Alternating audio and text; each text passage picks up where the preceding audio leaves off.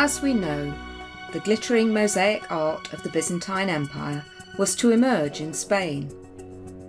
The Arabian Empire brought with them all their knowledge and investment in new technologies, but also a very special kind of art, one primarily devoid of all human form. An art which was bursting to represent the hidden, yet all-seeing, all-encompassing and equalising God of Allah. Their journey took a route from the depths of Saudi Arabia into Syria, Iran and the Levant. The Roman Byzantine Empire was in part to become this early Islamic caliphate, the Umayyads of Damascus. They originally came from the deep south of the Arabian desert and believed they were part of the Prophet Muhammad's family.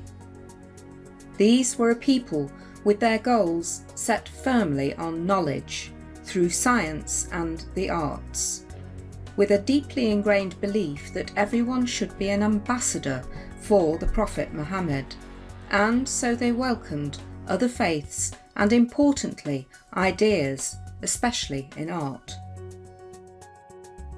The Umayyads were rich merchants, and the former Byzantine Syrian city of Damascus was a perfect place to create empire through trade and ideas with Christian, Jewish and Islamic faith alike.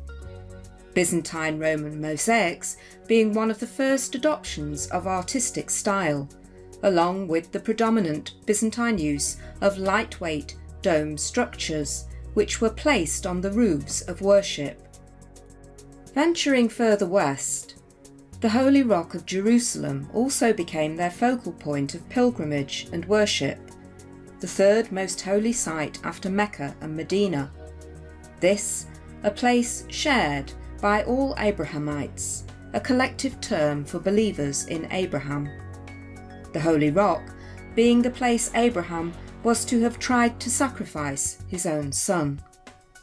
This holy mosque and shrine was representative of Abraham for Christian, Jews and Islam alike. Another aspect of Islam, originating in northern Iran, believed that the Umayyads had usurped Muhammad and taken too much liberty, and that their approach to the faith was a little too flamboyant. However, under the one arching umbrella of Islam, these differences were respected.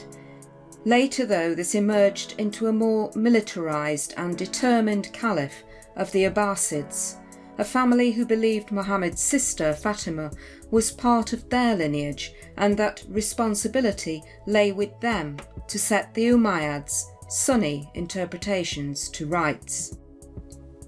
The Umayyad secular empire had drawn in a wide knowledge, which would lay the foundations for the future of the Golden Age, which lasted from the 8th to the 13th century. The Abbasids made Baghdad their capital city, and in order to reach the vast diverse cultures of its new empire, Al-Mansur relied heavily on interpretation of non-Arabic books. These were sought from Greek, Chinese and Indian cultures. Far-reaching ideas came together under the unifying and precise language of Arabic as a learned script in the Quran.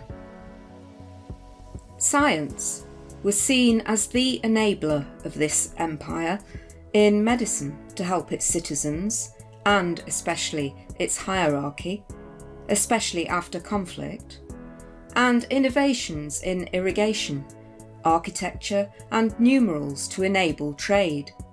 This created the glue needed to lock its citizens into a forward-thinking empire, while at the same time requiring their adherence.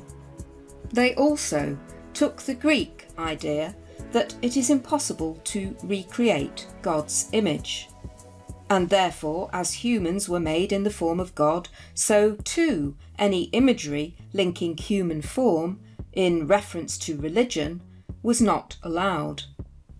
Iconoclasm and a belief that the artists who made these images too should not be part of that link.